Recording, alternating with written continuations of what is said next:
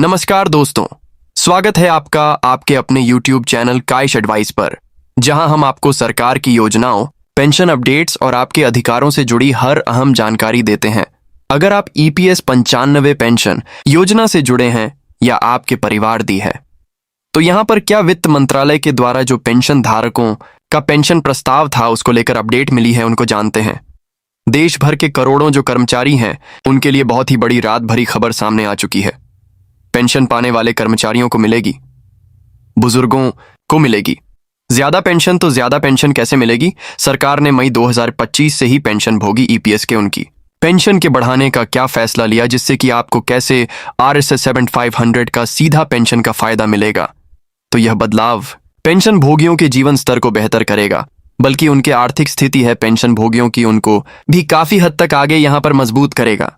अब बात करेंगे इस वीडियो में, मैं आपको सारी जानकारी बताऊंगा कि इसमें जैसा कि पेंशन योजना नया क्या है, उसमें कौन कौन से मुख्य बदलाव है पेंशन का। यहाँ पर जैसे कि नया जो पेंशन है RSS 7500 का, इसका लाभ किन किन पेंशन भोगियों को मिलेगा, कौन कौन से पेंशन भोगी उस टेबल के अनुसार लाभार्थी होंगे, और ऐसे में यहाँ पर यह फायदा सरकार के द्वारा उठाए गए कदम से क्या क्या आपको सारे नए लाभ होंगे, वो सारी जानकारी मैं देने वाला हूं।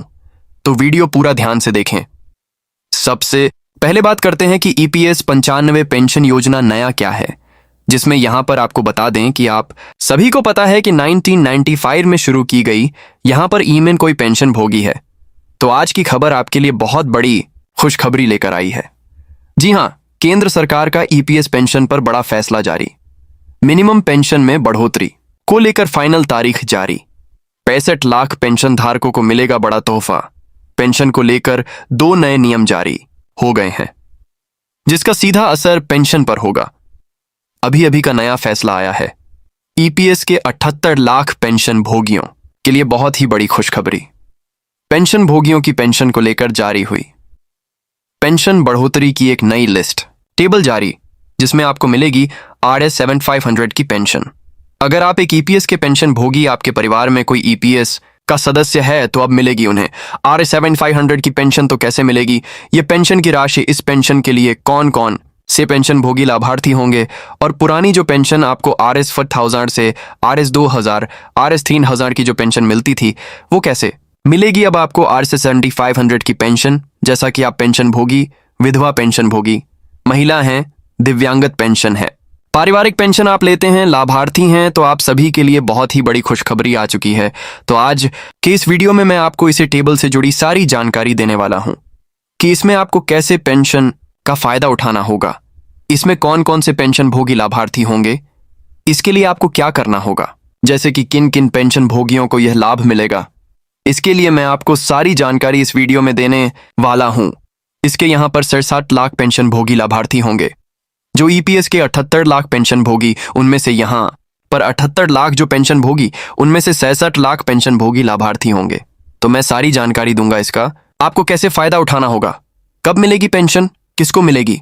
वीडियो पूरा ध्यान से देखें, और अगर आप चैनल पर पहली बार आए तो सब्सक्राइब करके बेल आइकन को दबा देना है, ताकि आपको इसी प्रकार से EPS 95 पेंशन से जुड़ी अपडेट होगी वह सबसे पहले मिले।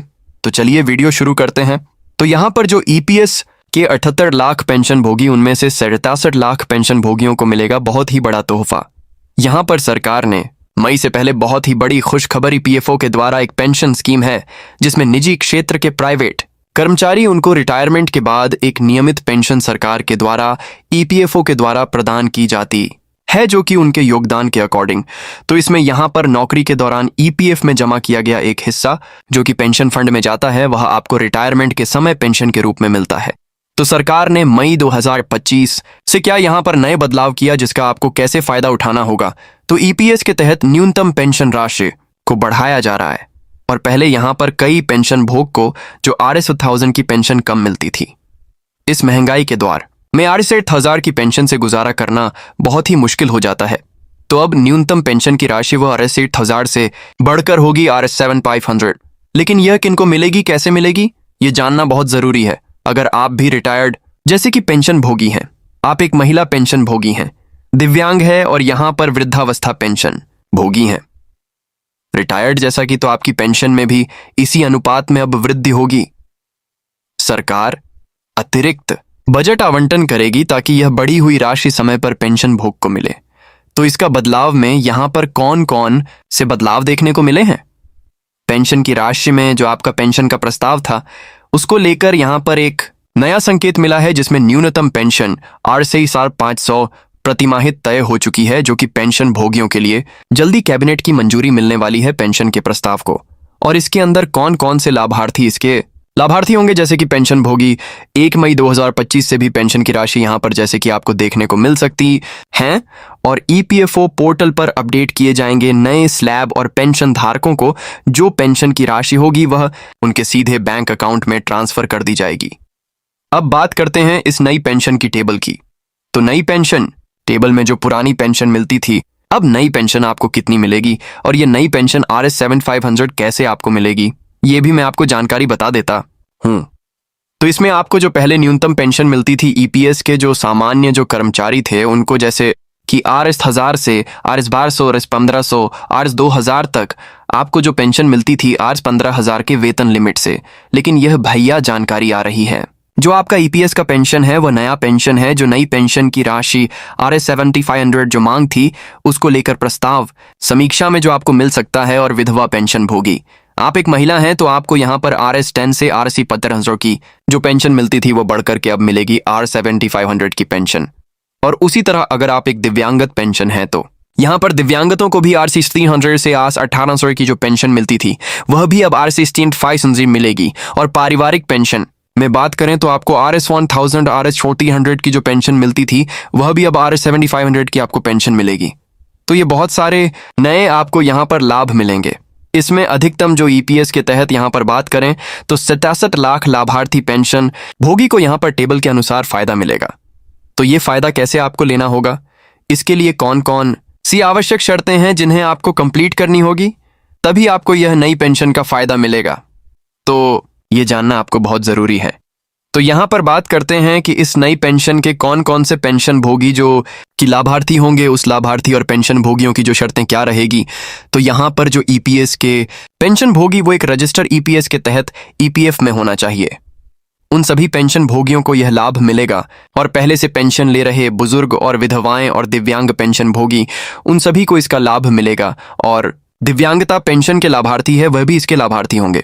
पेंशन जैसे कि बात करें तो परिवार पेंशन प्राप्त करने वाले आश्रित है, उनको भी यहाँ पर यह पेंशन का फायदा मिलेगा। तो यहाँ पर आप यह जान चुके होंगे कि यह नई पेंशन का लाभ किसको मिलेगा। तो यहाँ पर यह सारी जानकारी जो मैंने आपको बताई, अगर आप इन शर्तों को पूरा करते हैं तो यह पेंशन का आपको लाभ मिलेगा।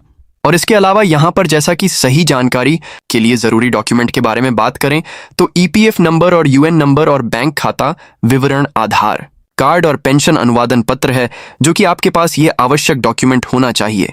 जैसा कि यहाँ पर जो नया पेंशन लागू होगा तो यहाँ पर बुजुर्गों को क्या क्या फायदे होंगे, जैसे कि जो पेंशन भोगी लाभार्थी होंगे उनको क्या क्या फायदे होंगे। तो बुजुर्गों की आर्थिक स्थिति में सुधार होगा। सबसे बड़ा यहाँ पर यही मांग है, पेंशन भोगी अपना आसानी से गुजारा करें।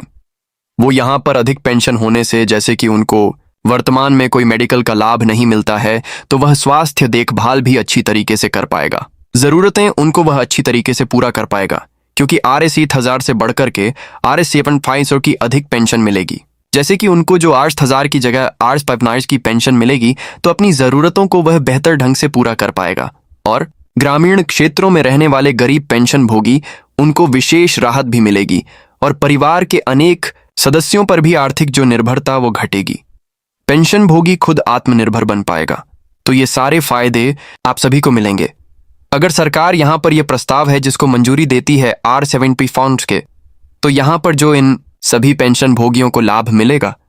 लेकिन अभी फिलहाल की बात करें तो कोई आधिकारिक घोषणा यहाँ पर पेंशन के प्रस्ताव को मंजूरी से जुड़ी नहीं मिली है। समीक्षा से यहाँ पर कहे तो समीक्षा से जुड़ी अपडेट आ रही है कि सरकार समीक्षा कर रही है और नया पेंशन प्रस्ताव है जिसको लेकर कि पेंशन भोगियों के लिए नया पेंशन किस आधार पर लागू हुआ।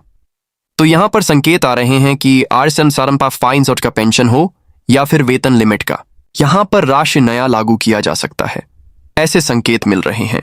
तो यहाँ पर इसके लिए पेंशन भोगी को क्या क्या करना चाहिए, तो आप ईपीएफ पोर्टल पर लॉगिन करके पेंशन अपडेट की जांच करते रहे। ईपीएफओ की जो अपडेट है उसके यहाँ पर चेक करते रहे, ताकि आपको जो नया अपडेट जैसे ही आए तो आप उसका फायदा उठा पाए। तो यहाँ पर आपको जैसा कि ईपीएफओ पोर्टल पर यहाँ पर पेंशन से जुड़ी अपडेट चेक करते रहना है। पेंशन लॉगिन करके पेंशन की स्थिति आपको चेक करते रहना है, और अगर आप बैंक अकाउंट या अन्य विवरणों में कोई गड़बड़ी है तो तुरंत आप उसका सुधार करवाएं। यदि बढ़ी हुई राशि मई 2025 से ना मिले तो ईपीएफओ से आप जुड़े रहिए। यहाँ पर आपको जो नए नए अपडेट होंगे वह आपको समय पर मिलते रहेंगे। समय समय पर पेंशन अकाउंट स्टेटस चेक करते रहिएगा। तो यहाँ पर आपको बता प्रस्ताव भी अधीनस्थ संस्था में अगर इस प्रस्ताव को मंजूरी मिलती है तो यहाँ पर आपको लाभ देखने को मिलेंगे। तो दोस्तों, यह थी पूरी जानकारी ईपीएस पेंशन योजना में हुए इस बड़े बदलाव को लेकर। अगर आप या आपके परिवार में कोई भी इस योजना के अंतर्गत आता है तो यह जानकारी आपके लिए बेहद महत्वपूर्ण है।